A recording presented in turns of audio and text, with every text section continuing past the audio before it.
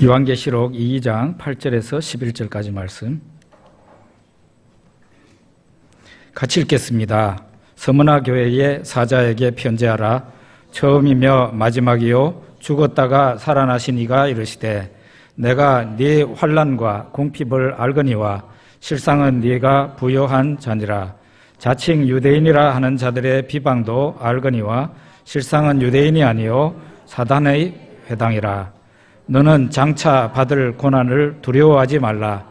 볼지어다 마귀가 장차 너희 가운데에서 몇 사람을 오게 던져 시험을 받게 하리니 너희가 10일 동안 환난을 받으리라. 네가 죽도록 충성하라. 그리하면 내가 생명의 관을 네게 주리라. 귀 있는 자는 성령이 교회들에게 하시는 말씀을 들을지어다. 이기는 자는 둘째 사망의 해를 받지 아니하리라. 아멘.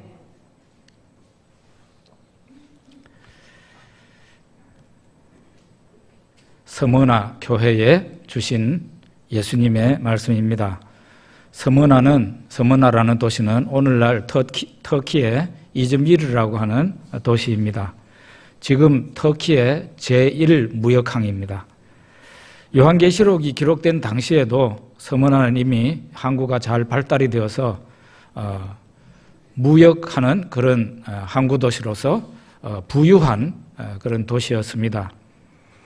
서머나 교회가 언제 복음을 받아들였는지 명확하지는 않으나 아마 사도 바울의 3차 전도 여행 중에 서머나 교회가 복음을 접한 것이 아닌가 생각합니다.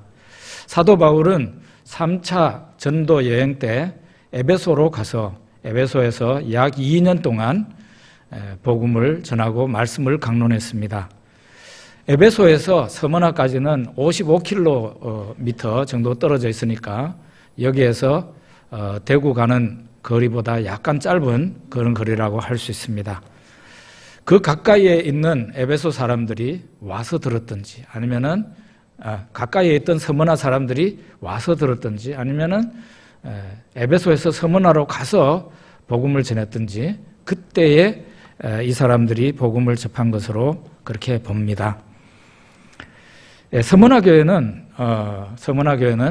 요한계시록의 7교회 가운데 책망을 듣지 않은 2교회가 있는데 그 둘 중에 하나입니다.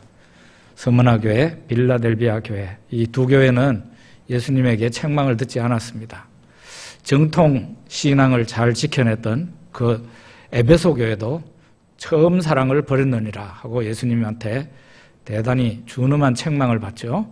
그런데 서머나 교회는 이런 책망을 받지 않았습니다.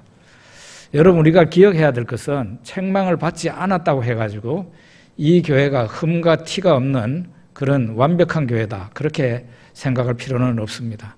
이 교회도 나름대로 약점이 있을 것이고 또 흠도 있었을 것이라고 보는 게 정상적입니다. 그렇지만 그것이 예수님이 책망을 하실 만큼은 아니었기 때문에 예수님께서 책망을 하지 않은 것이다 그렇게 볼 수도 있겠습니다. 특별히 이 서머나 교회는 환난을 당하고 있는 상황이었습니다. 그렇기 때문에 예수님이 큰 일이 아니므로 책망을 하지 않았을 수도 있습니다. 예를 들면 우리 자녀가 바깥에 나가서 늘 얻어맞고 다니는 애입니다. 그걸 부모가 잘 압니다. 집에 와가지고 애가 부모한테 잘못했다고 해가지고 바깥에서도 얻어 터지는데 집에서도 또 때리기는 그럴 것입니다. 어쨌든 여러 가지 이유인데 우리가 짐작해 볼 수 있는 것은 굉장히 어려움을 많이 당하고 있는 환난을 받고 있는 교회이기 때문에 예수님이 책망을 안 했을 수도 있다.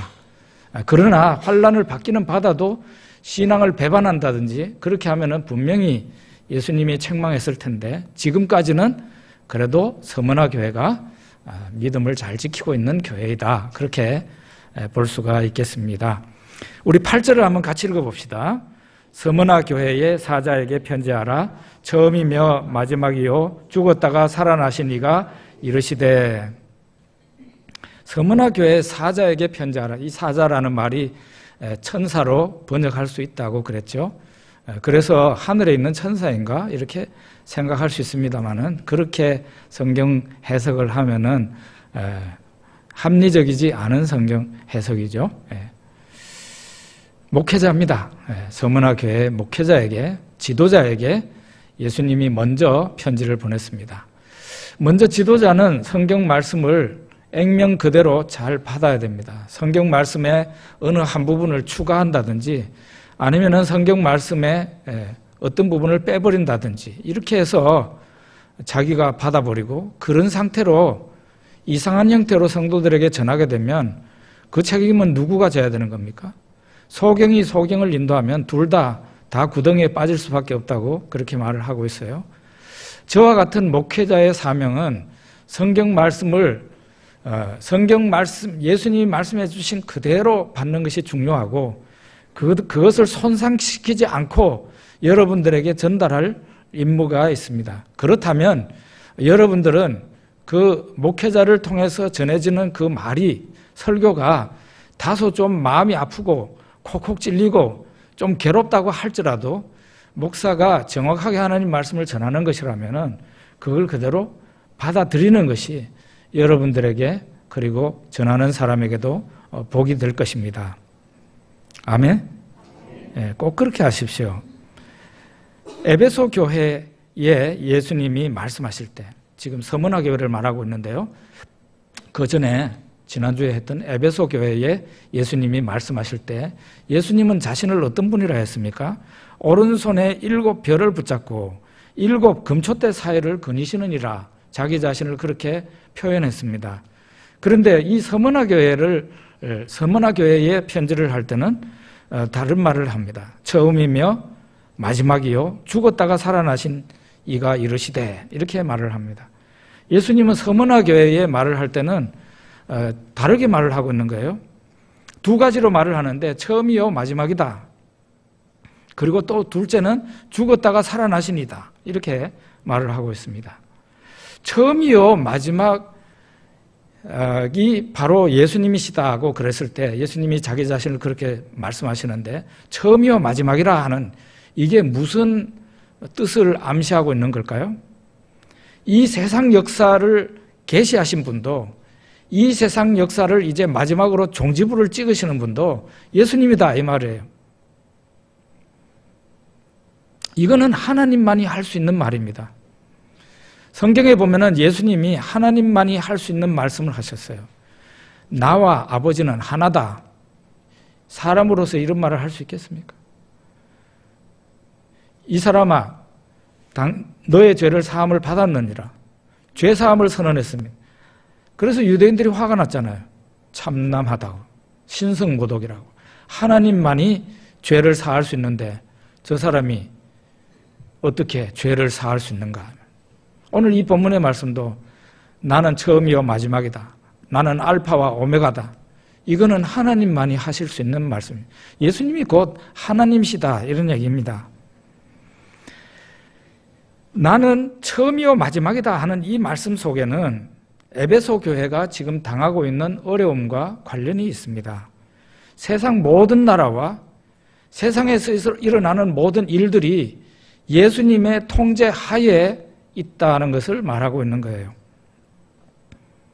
지금 고난을 당하고 있는 그 에베소 교회가 받고 있는 그 어려움이, 그 환란이 예수님의 통제 하에 있다는 겁니다. 그렇기 때문에 이 서문화, 제가 지금 에베소하고 서문화하고 헷갈리고 있는데, 서문화 교회가 이런 예수님의 말씀을 들을 때 위로가 많이 됐겠죠. 예수님이 처음이요 마지막이니까 우리가 당하는 어려움도 분명히 예수님이 감안하시고 사랑의 예수님이 우리를 붙들어 주시리라, 우리를 구원해 주시리라, 그런 확신과 위로가 오지 않겠습니까? 서문화 교회의 환란이 예수님 밖에서 일어난 일이 아니고 예수님의 통제 하에서 일어나는 일이라는 겁니다. 예수님의 통제 하에서 일이 일어났다면 우리는 위로를 얻을 수가 있는 거예요. 지금 현재도 마찬가지로 우리도 어려움이 있고 환란이 있다고 할지라도 예수님이 처음이요 마지막이라는 것을 확실히 믿는다면 우리는 그런 거에 대해서 크게 신경 쓰지 않고 능히 헤쳐나갈 수 있는 그런 믿음과 용기를 갖게 되는 것입니다. 둘째는 예수님이 자신을 뭐라고 소개합니까? 죽었다가 살아나시니라고 그렇게 말을 하고 있어요. 예수님은 십자가에서 죽고 그냥 소멸되신, 사라지신 그런 분이 아닙니다. 죽으셨지만 다시 살아나신 분이에요. 예수님이 십자가에서 죽으실 때 아주 처참하게 죽었어요.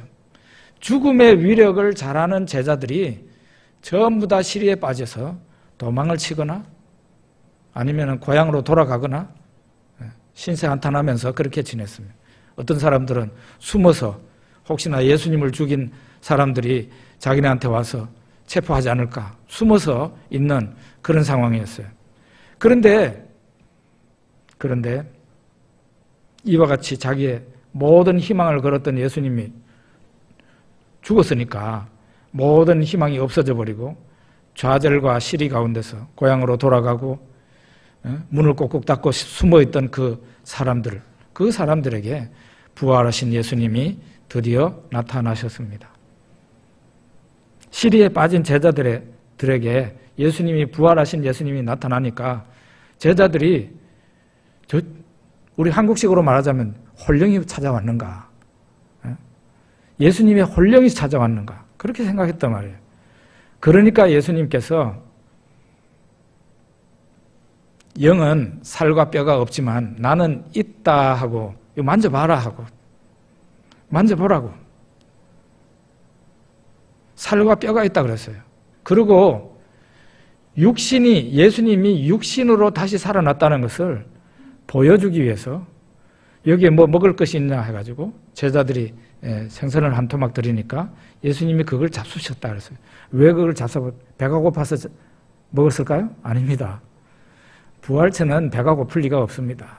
그렇지만 제자들에게 믿음을 주려고 예수님이 진짜 몸으로 살아났다는 것은 그냥 영으로 찾아온 게 아니라 몸으로 살아났다는 것을 보여주기 위해서 그렇게 하신 거예요. 예수님이 40일 동안 왜 지상에 계셔야 됐을까요? 그 주 목적이 하나님 나라의 전개를 가르치기 위해서 그랬기도 하지만 예수 그리스도의 부활을 예수님 자신이 친히 한 차례가 아니라 여러 차례 제자들에게 확신을 주기 위해서 분명히 살아났다는 헛것을 본 것이 아니라는 것을 제자들에게 확신시키기 위해서 40일간이라는 그런 기간이 필요했다는 것이에요. 이렇게 해서 마지막에 의심이 많았던 도마까지도 나의 주시며 나의 하나님이십니다. 이렇게 고백하죠. 나의 주님이시며 나의 하나님이십니다. 그것은 다른 제자의 입에서 나온 말이 아니라 의심 많던 부활을 의심하던 그 도마에게서 그 고백이 나왔단 말이에요. 자, 이렇게 해서 예수 그리스도의 부활은 제자들에게 확실히 믿을 수밖에 없는 그런 사건이라는 것이 증명이 된 거예요. 그러고 나자 제자들은 달라졌습니다. 제자들은 바깥으로 뛰쳐나가서 예수 그리스도의 십자가와 부활을 증거하기 시작했습니다. 흔히는 제자들이 바깥으로 뛰쳐나가게 된 것이 오순절 성령 역사라고 많이 해석을 합니다. 그것도 틀린 것은 아니지만 여러분, 부활이 없는 가운데서 성령의 역사가 일어났겠습니까? 아닙니다. 사실은 제자들의 그 태도, 삶, 그들의 언어를 바꾼 것은 성령의 역사하심 이전에 예수님의 부활이었다는 거예요. 예수 그리스도의 부활을 확신하게 되니까 제자들은 이제 더 이상 두려울 것이 없었어요. 왜냐하면 부활하신 예수님이 우리를 지켜주신다는 게 너무 확실하고 나도 예수님처럼 죽는다 할지라도 다시 살아날 것이 분명하기 때문에 죽음을 두려워하지 않게 된 것이죠.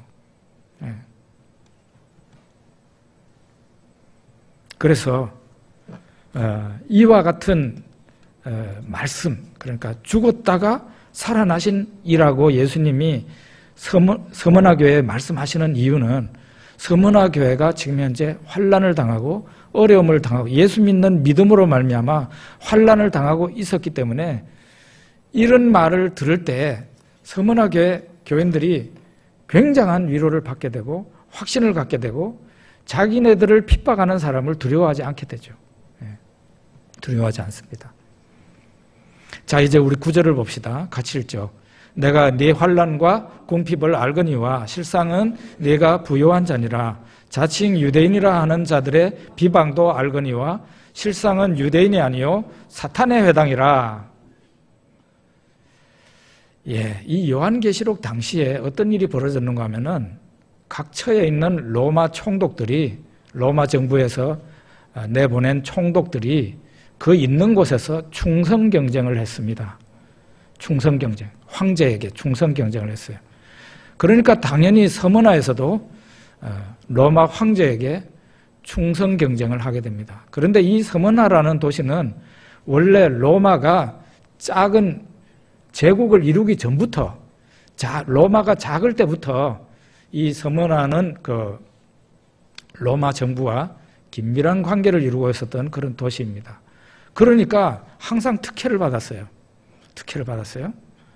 그런 도시인지라 더더욱 충성의 제일 앞장선 도시가 바로 서머나입니다.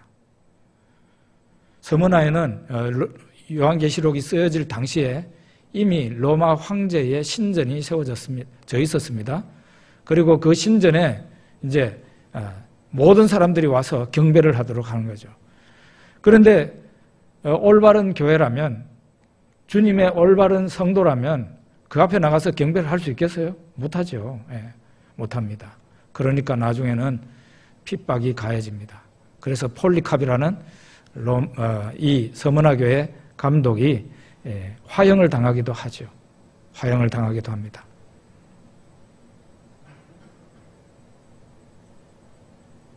이 서머나 교회가 이렇게 환난을 당하고 핍박을 당한 데에는 또 하나의 이유가 있었는데 그건 뭔가 하면은 유대인들 때문이었어요. 유대인들. 오늘 이 본문이 바로 그걸 얘기하는데요. 내가 네 환난과 궁핍을 알거니와 실상은 네가 부요한 자니라. 예수님이 이렇게 말을 하고 자칭 유대인이라 하는 자들의 비방도 알거니와 실상은 유대인이 아니요 사탄의 회당이라. 이렇게 말을 하고 있어요. 이 유대인들이 믿는, 예수 믿는 그리스도인들을 자꾸 이제 관청에다가 고발을 하고 그 다음에 사람들을 선동을 시켜서 교회를 핍박하게 만들었습니다. 그러니까 이 서머나 교회가 당한 그 환난의 주요 요인은 바로 유대인들이었던 거예요. 자칭 유대인이라 하나, 나는 유대인이다. 그거는 굉장히 명예로운 그런 호칭이었지만 예수님이 뭐라고 그럽니까? 유대인, 실상은 유대인이 아니요 사탄에 해당하다. 혈통으로 볼 때는 유대인이지만 사탄의 모임이라는 거예요. 사탄의 모임. 지금 제가 얼마 후에 이제 또 나가야 됩니다만은 중국에 있는 가정교회가 삼자교회 때문에 이런 많은 어려움을 당하고 있습니다. 뭐 가정교회, 그 다음에 처소교회, 그 다음에 뭐 지하교회, 뭐 이렇게 얘기를 하는데 다 똑같은 비공인교회예요. 중국 개신교 교인의 70~80%는 바로 이 가정교회, 비공인교회 소속입니다. 그들은 어떤 핍박이 와도 우리의 머리는 예수님이라고 그렇게 얘기를 합니다. 정말 충성심이 대단해요. 우리는 공산당이 아니라 공산당 할아버지가 우리를 핍박을 해도 교회의 머리는 예수님이다. 그렇게 고백하고 있는 거예요. 예수님이 그 중국 가정교회를 볼 때 얼마나 기뻐하시겠어요? 그런데 이 중국 가정교회를 핍박하는 게 공산당도 있지만 삼자교회입니다. 중국교회에서 공인을 받은 삼자교회입니다. 삼자교회는 행정적으로 그 머리가 공산당입니다. 공산당의 지도를 받아요. 목사의 설교, 교회 모든 칠이 공산당의 조사를 받고 공산당의 관리를 받습니다. 설교, 예수님이 물리로 걸어갔다는 그런 기적이 나오는 설교 못합니다. 예수님이 부활했다, 이런 설교 못합니다. 예수님이 재림하신다, 택도 없는 설교라고 이런 설교 하면은 당장 그 목사는 그 교회에서 쫓겨나고 맙니다. 바로 이런 삼자교회가 중국 가정교회를 핍박해요. 저는 굉장히 많은 얘기를 들었는데 심지어는 공안을 데리고 와가지고 가정교회를 두드려 붓습니다. 그런 일이 중국 전역에서 비일비재하게 일어나고 있습니다. 이걸 모르는 우리 한국교회 목회자들이나 일부 성도들이 중국에 가니까 막 어마어마한 큰 예배당이 있고 그렇다. 다 어마어마한 예배당들이 다 삼자교회예요. 그걸 아시기를 바랍니다. 다는 아니지만 삼자교회 목사들이 중국 가정교회를 핍박하는데 제일 앞장서고 있다는 거예요. 서문화교회가 바로 그런 형편이었어요. 이 유대인들이 얼마나 악했는지요. 예수님이 십자가에서 죽으실 때도 로마 총독 빌라도는 아무리 봐도 이 사람이 죽일 만한 죄가 없다는 거예요. 그래서 풀어주려고 그러니까 유대인들, 대제사장과 서기관들, 유대인들이 막 와가지고 그냥 소리를 지르고 저 사람을 십자가에 못 박으라고 그러고 마지막에 바라바라는 사람을 또 풀어주려고 그러니까 바라바는 우리한테 바라바 대신에 예수님을 십자가에 못 박게 하죠. 이렇게 해서 빌라도 총독이 유대인들의 데모에 굴복해가지고 예수님을 십자가에 달게 됩니다. 이런 유대인의 나쁜 행동이 사도 바울이 전도 여행할 때도 계속 나타납니다. 여러분들이 사도행전 읽어보시면 유대인들이 가는 데마다 사도 바울이 복음 전하는 것을 방해합니다. 돌로 두들겨 패고 그 다음에 사람들을 선동해서 그 도시에서 쫓아내고 예수 믿는 사람들을 감옥에 가두게 하고 이런 것을 합니다. 사도행전 이후에 기독교 역사에 초기 기독교 역사에서도 계속 이 유대교가 우리 예수 믿는 사람들을 핍박을 합니다. 그래서 예수님이 뭐라고 그럽니까? 사탄의 회당이라 그러죠. 사탄의 모임이라는 거죠. 사탄의 모임. 자기네는 우리는 아브라함의 자손이다. 나는 하나님의 백성이다. 우리 이외에는 구원받을 사람들이 없다. 유대인들은 지금도 그렇게 생각하죠. 오직 구원받을 족속은 유대인밖에 없다고 믿고 있어요. 그런데 나쁜 예수 그리스도를 아직도 받아들이지 않고 있고 핍박하는데 제일 선봉이 유대인이에요. 세상에 교회를 핍박하는 세력이 많이 있지만 가장 교회를 괴롭게 하고 고통스럽게 하는 지금도 교회를 얕보고 그렇게 하는 집단은 유대교입니다. 유대인들이에요. 이런 것을 우리가 보게 되면 하나님의 이름을 부른다고 성도가 되는 건 아니에요. 유대인들은 여호와 하나님을 불렀어요. 여호와 하나님을 불렀다고. 하나님의 이름을 부른다고 그 사람이 하나님의 백성이냐? 아니라는 거예요. 예수님은 여기서 그랬잖아요. 사탄의 회당이라고.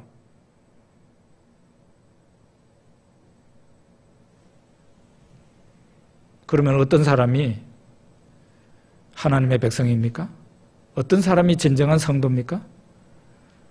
하나님의 이름을 부를 뿐만 아니라 하나님의 말씀과 하나님의 뜻대로 살아야 그 사람이 하나님의 백성이 되는 겁니다. 여러분 분명히 명심하십시오. 자, 이 시기에 서머나라는 도시의 시민들은 굉장히 부유했어요. 아까도 말씀드린 것처럼. 그렇지만은 그 도시 안에 있는 믿는 사람들은, 기독교인들은 환난을 당하고 생활이 궁핍했습니다. 황제 숭배의 그 증명서가 그 당시 있었어요. 이 증명서를 가지고 다녀야 해요. 뭘 하든지 이 증명서를 내놔야 돼. 그런데 예수님을 진실히 믿는 사람들은 증명서가 있겠어요? 없겠어요? 그 황제의 신전에 가가지고 경배를 하면은 거기에서 증명서를 발행하는데 그걸 안 가지고 있을 거 아니에요. 그러면은 사회 활동을 제대로 할 수가 없어요. 취직을 할 수가 없어요. 직장에서 쫓겨나. 그러니까 생활이 어떻게 되겠어요? 자연히 궁핍할 수밖에 없죠. 오늘날 중국이 바로 중국 기독교인들이 그렇습니다. 초등학교에 믿는 집애가 초등학교에 들어가면 학생 기록부를 만드는데 거기에 반드시 들어가는 게 그 사람의 민족 적어야 돼요. 두 번째로는 종교란에 종교를 적게 돼 있어요.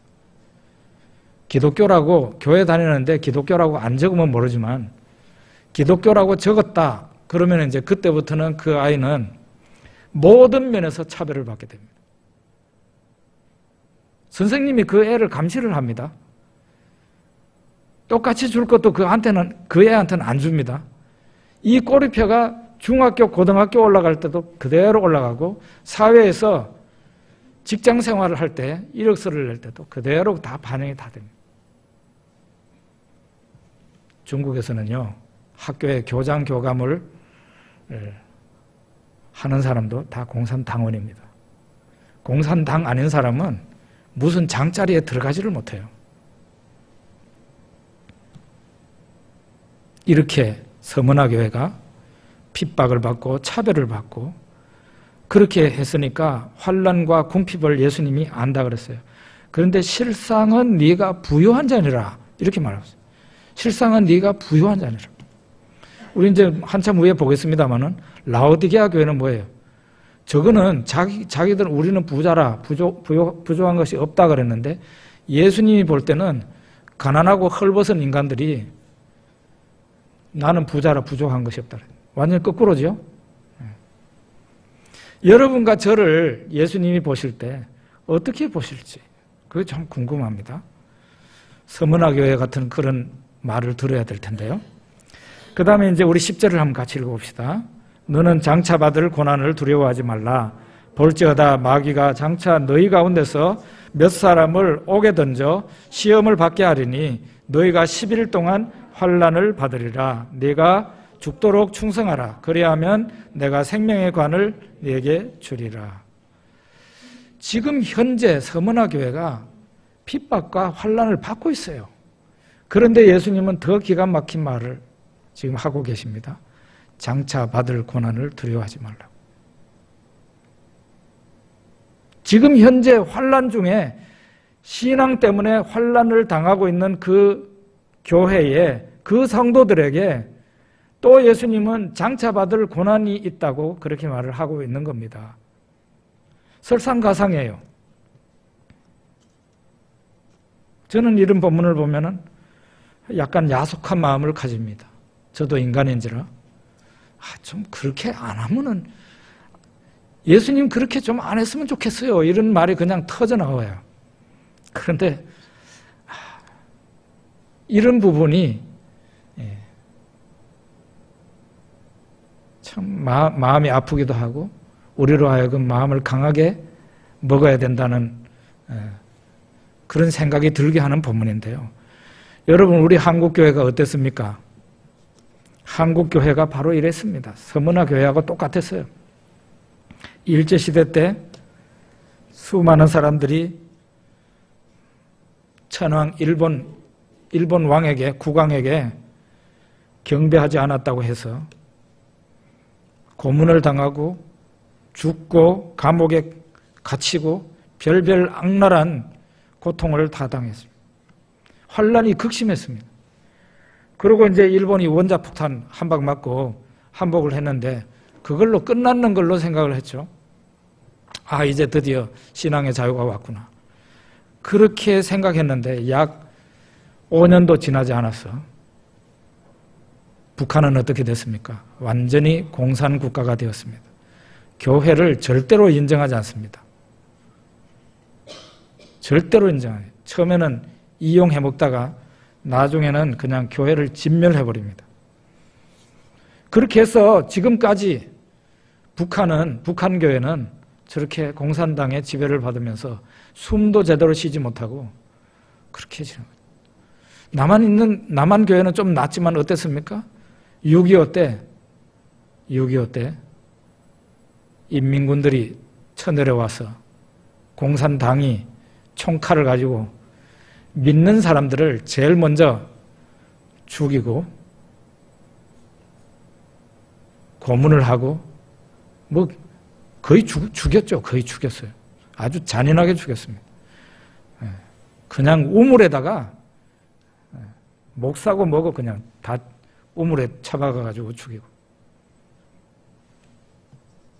그래서 지금 현재 저 북한에 대해서 참 하나님의 이름으로 사랑해야 되지만 그 혈통에 있는 독재자들에게 사랑을 한다는 게 굉장히 어려운 일이죠.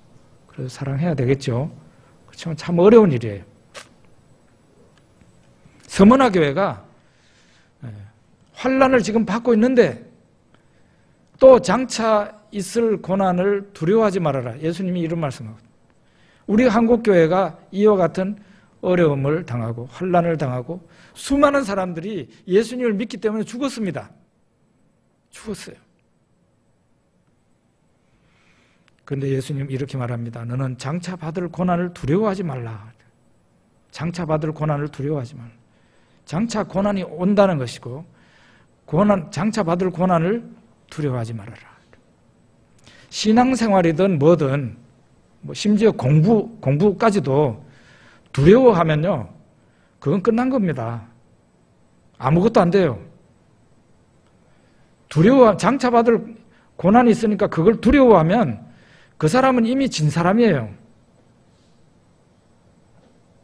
공부도 그래요. 어떤 사람은 수학을 두려워하고 어떤 사람은 외국어를 두려워합니다. 그러면 그 사람 절대로 그 사람은 그 공부를 잘할 수가 없어요. 이미 기가 눌려가지고 졌는데 어떻게 이기겠어요? 그래서 먼저 공부를 잘하려면은 예수님께 기도를 하고 하나님께 기도해서 용기를 얻어야 돼. 내가 분명히 이 과목을 예수님의 이름으로 정복할 수 있다. 그런 믿음을 가지면은 그 사람은 공부 잘하게 돼 있어요. 분명히. 공포증을 가지는 순간 그 사람은 신앙도 잃어버리고 그 어떤 것도 할 수 없어요. 집니다. 예수님이 서머나 교회에 장차 받을 고난을 두려워하지 말라고 말씀하시고 세 가지를 말해요. 첫째로는 이 모든 일이 예수님의 통제하에 있기 때문에 두려워할 필요는 없다. 두 번째는 장차 올 고난은 10일 동안에 제한된 기간이기 때문에 두려워할 필요가 없다. 이거는 분명히 상징적인 숫자거든요. 10년일 수도 있어요. 10년. 10년일 가능성도 많아요. 어쩌면은 100년이 될 수도 있어요.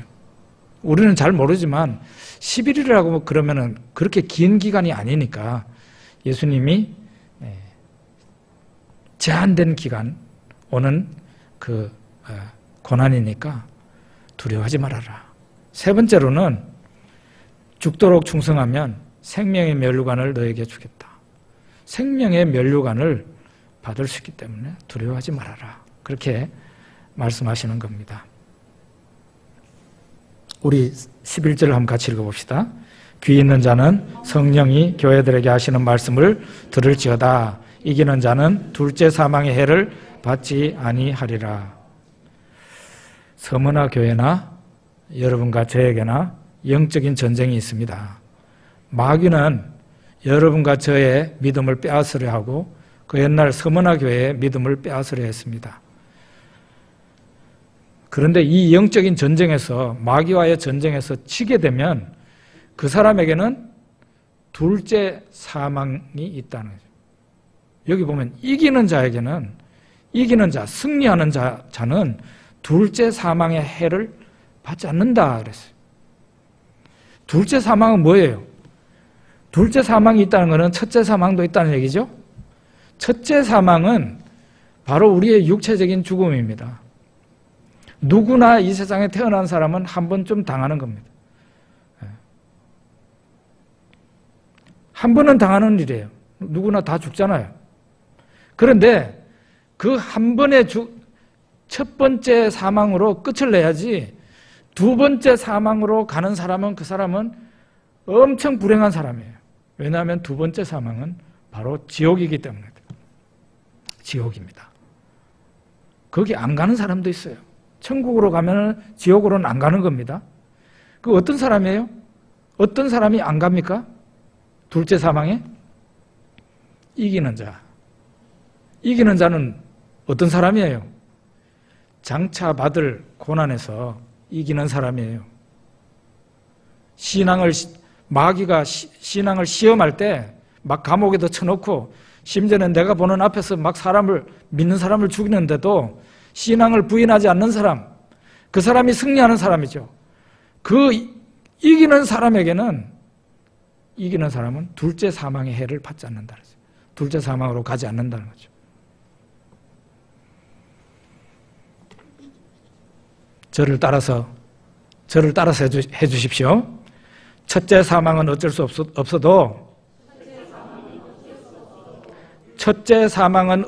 없어도 둘째 사망은 당하지 말아야 된다. 믿습니까?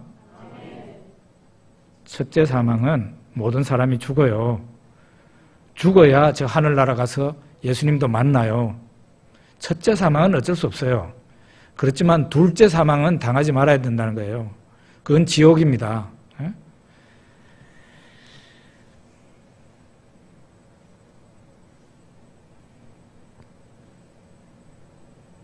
믿음이 있는 사람은, 진실한 믿음이 있는 사람은 환난이 와도 그 환난을 이겨내고 믿음으로 승리합니다. 굴복하지 않아요. 그런데 믿음이 없는 사람은 믿는 것 때문에 환난이 왔을 때, 어려움이 왔을 때 굴복해요. 근데 믿지 말아야지. 믿음을 배반해요. 그걸 우리가 배교라고 그러는데요. 배교해버려요. 작은 어려움에도 불구하고 예배를 빠집니다. 지금 얘기해요. 지금 이 자유의 시기에 작은 어려움에도 예배에 빠집니다. 차 샀다고 예배를 빠지고, 밭을 샀다고 예배에 빠지고, 몸이 피곤하다고 예배에 빠지고, 그런 사람, 환난이 왔을 때, 목숨을 내놔야 될 때 이길 수 있겠어요? 하나님 앞에 예물을 드릴 때 아까워서 덜덜 떠는 사람이 장차 환난이 와서 내 목숨을 바쳐야 될 때, 하나님께 바쳐야 될 때 바칠 수 있겠습니까? 내 가진 그것도 헌금 생활도 제대로 못하는 사람이 하나님 앞에 내 목숨을 드릴 수 있겠어요? 그거는 그런 환난이 오기도 전에 이미 나는 믿음이 없는 사람입니다 하는 것을 그냥 드러내는 거예요. 스스로 증명하는 거예요. 한국교회가 일제치하에서 그리고 공산당 앞에서 어마어마한 시험을 받았어요. 그 시험에서 지면은 그 사람의 믿음은 가짜라는 거예요. 그 어마어마한 환난과 핍박이 왔는데도 나는 예수님을 믿는다. 예수님을 믿는다는 그 믿음을 표명하면 그 사람은 진짜 믿음을 가지고 있는 사람으로 인정이 된다는 거예요. 말로는 다, 이 평화의 시기에 말로는 다 예수님 믿는 사람 같죠? 여러분, 일제시대 때 조선 예수교 장로회 어떤 일이 벌어졌는지 아시죠? 전국에서 모여든 목사와 장로들이 모여서 신사참배를 결의했습니다. 그 신사참배, 그 총회로 모인 그 교회 밖에는 일본 경찰들이 총칼로 다 무장하고 있었어요. 한 사람 한 사람 다 검사하고, 그리고 반대할 사람을 아예 들여보내지도 안 하고, 그렇게 해서 바깥에는 총칼을 든 일본 순사들이 있었어요. 그러는 가운데서 총회를 열었다고. 가하면 예하십시오. 그러니까 예한 거예요. 그런데 교회에서는 회의할 때 아니면 아니라고 하라고 할 때 아니라는 말이 없으면 통과되는 거예요. 대한예수교 장로회가 그 당시에는 교단이 오직 한 개만 있을 때였어요. 장로교가. 그런 무서운 죄를 하나님 앞에 저질렀습니다. 참으로 부끄러운 일이죠. 다 다 믿음 생활 잘한다고 봤을 거 아니에요. 그 목사가 쉽게 됩니까?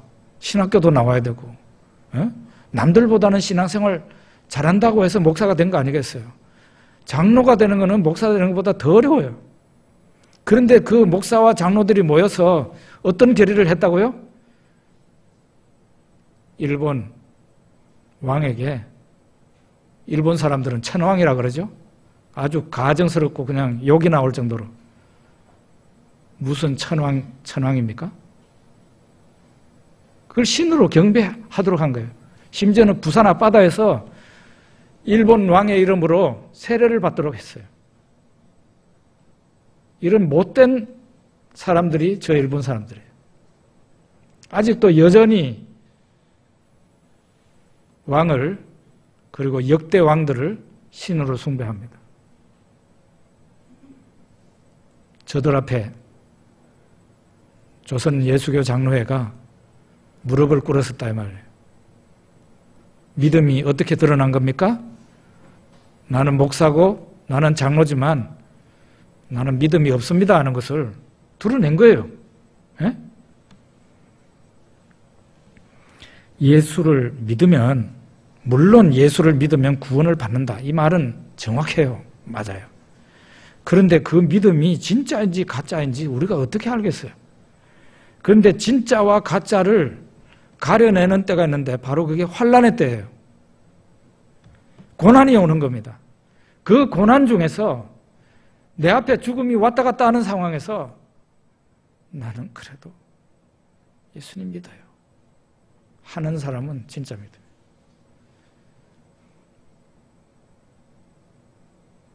네가 만약에 예수님에게서 돌아서면 너한테 좋은 직장도 줄 거고 네 성공은 앞으로 열려진 거야. 바로 거기에서 배반하는 거예요. 그렇게 하는 사람은 가짜 믿음이라는 것을 드러내는 것이죠. 예, 오늘 설교 준비하면서 야, 이런 설교 계속하면은 우리 신자가 그냥 팍팍 떨어지겠구나. 우리 교회 나오는 사람이 그냥 매주 그냥 팍팍 떨어지겠네. 이런 생각을 했어요. 그래도 저도 올바른 믿음을 가져야 되고 여러분도 정확한 하나님의 말씀을 가지고 이 믿음의 표준에 제대로 붙어 있어야 되지 않나 그렇게 생각하죠. 기도하겠습니다.